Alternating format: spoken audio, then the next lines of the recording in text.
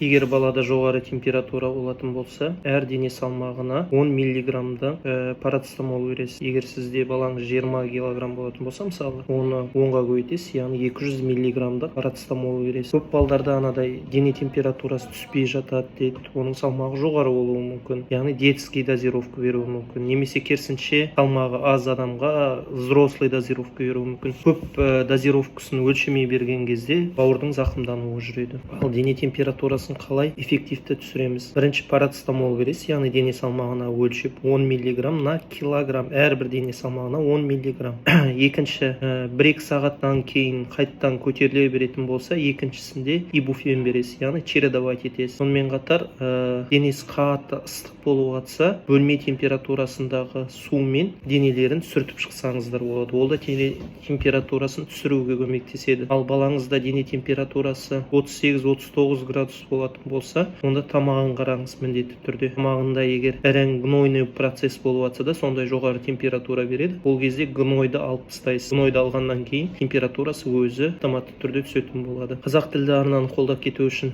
жазылып кетіңіздер. Барлық қазақтың дені сау болсын.